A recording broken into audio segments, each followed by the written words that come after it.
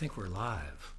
Hi there, folks. Stevie Coyle here, Friday noontime Facebook webcast from Mighty Fine Guitars in Lafayette, California, with today a guitar to show you, a 1969 Martin D-28. I have two fabulous D-28s from the 1960s, and that's vintage, sorry to say. I have two of them in at the moment. Lucky me. I just sit here doing my thing and people walk in with fabulous guitars to sell, and I do what I can to help. Checking to see if you're all there, if the webcast is going out. Looks like it. Very good. All right. Here it is. It's this. 1969 Martin D-28, which means dreadnought body, big-ass body, deep, wide across the lower bow, wide across the waist, so it sits up. And it's a big guitar any way you look at it, except for the fact that dreadnoughts typically, and certainly this one, the fingerboard is narrower than many, many other guitars. Go figure.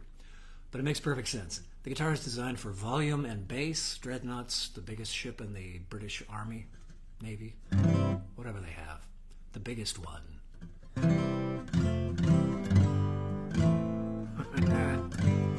Full of that Martin-y goodness, whatever it is, that makes a Martin sound like a Martin. I think that it has something to do with the low mid-range, kind of tying everything together, blending all those harmonics together. I think that's what characterizes, in my ear, the Martin sound.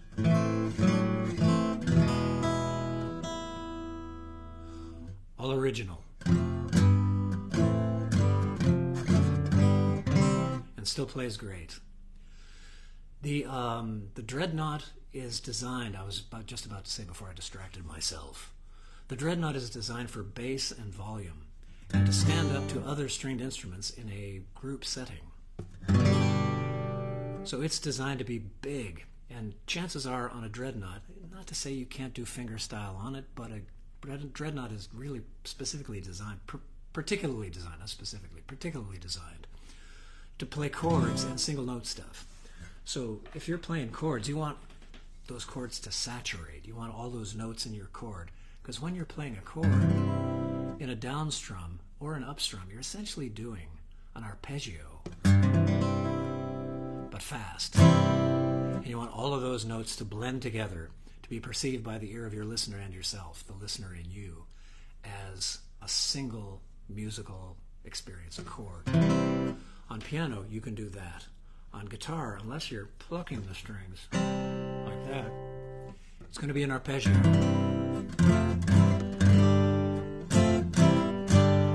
Even on the upstrokes.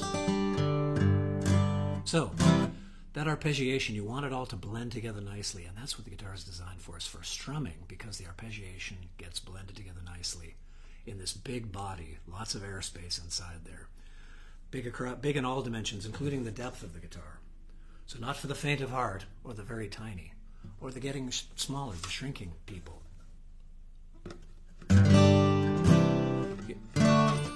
Or people with shoulder impingements or anything else. But for those of you that can manage a Dreadnought, there's nothing compares to the sound of a Dreadnought. And more specifically, there's nothing sounds like a Martin Dreadnought from the 60s made of Brazilian rosewood. Oh, beautiful straight grain Brazilian rosewood. This is some of the good stuff they had at the end of the run. Or single note stuff. That's the other thing that this style of guitar is maximized for, is if you're doing kind of bluegrassy, leady type stuff, which I don't do much of.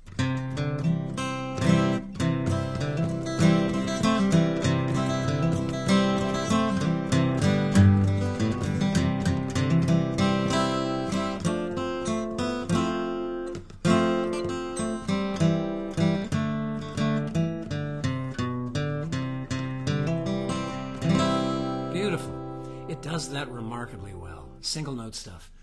And because you've got a narrower fingerboard over here, it's easier to get from note to note as you're moving around. If you're playing fingerstyle guitar and you're doing multiple things at the same time, carrying a bass line and perhaps a melody and maybe some little chordal elements down inside there, you might want something a little wider in the fingerboard.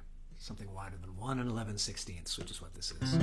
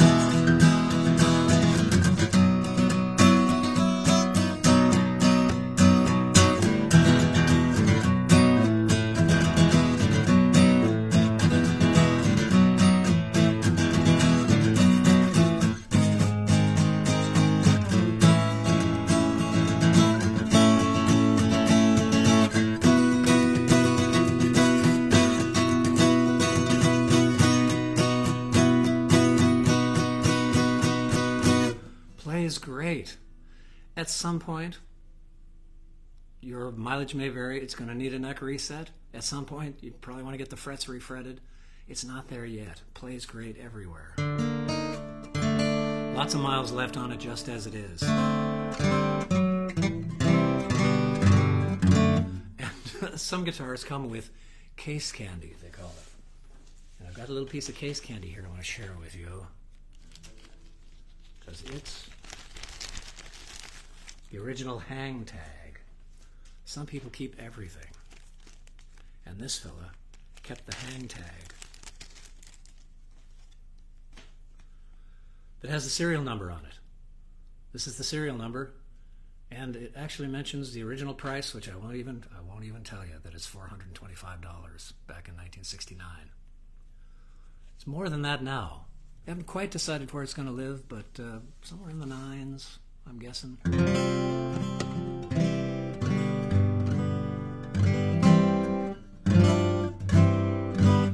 Oh, that's so nice.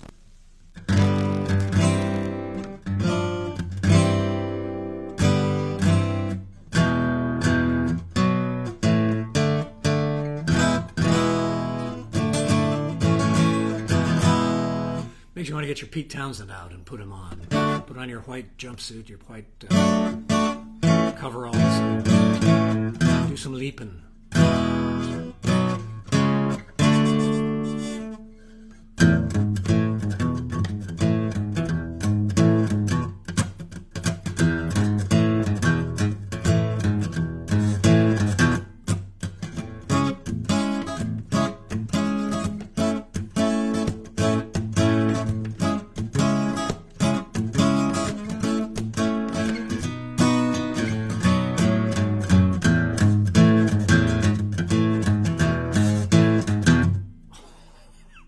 Nothing like a Martin. People come into the shop and they say, "You got any Martins?" And I know what they mean. They're fabulous guitars here. There's all kinds of fabulous guitars. But there's something about a Martin, especially one from this era when a Martin was a Martin.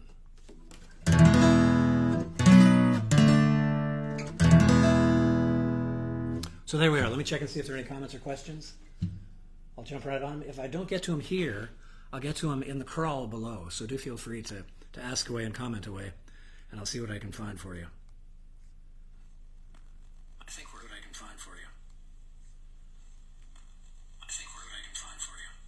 Oh, let's turn that down.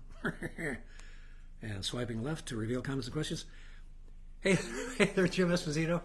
Kind of does look like my old D-18. You know, I had a D-18 in college, and Jim Esposito knows he had a D-35 in college, and we played a lot of music together.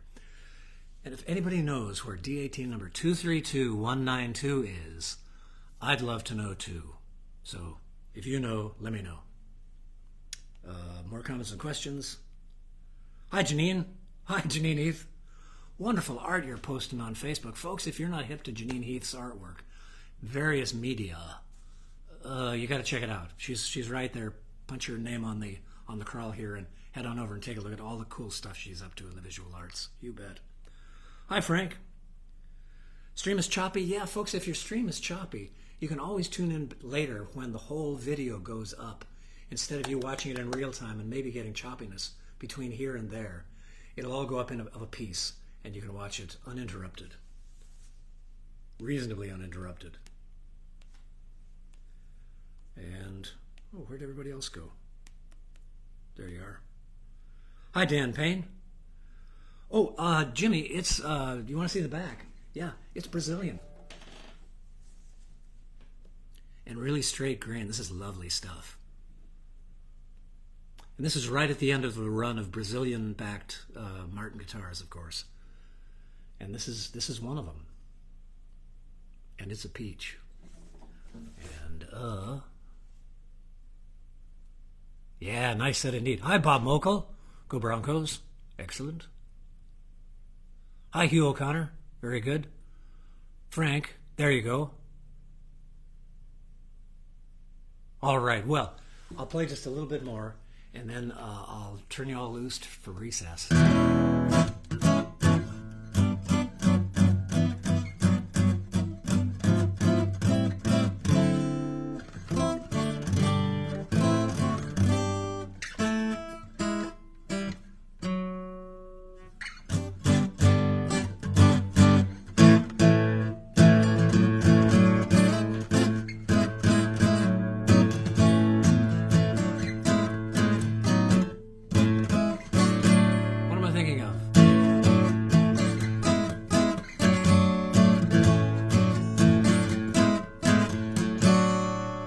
sometimes things get stuck in there, and decades later, like right now, they pop out. I have no. Is that what is that? Is that Jack and Diane, or is that?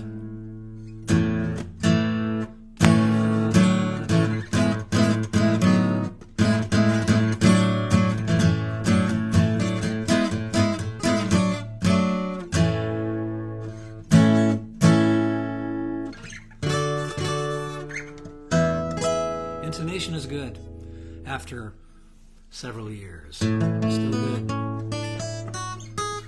So come and get them, folks. I got lots of great guitars here, like I say, which I take no credit for. They all just walk in of their own volition, and I do what I can to get them back out into the world. So many of the guitars are in here because people are saying, you know what, I have this guitar and I don't play it. Somebody should play it. I feel terrible that I'm bogarting this guitar.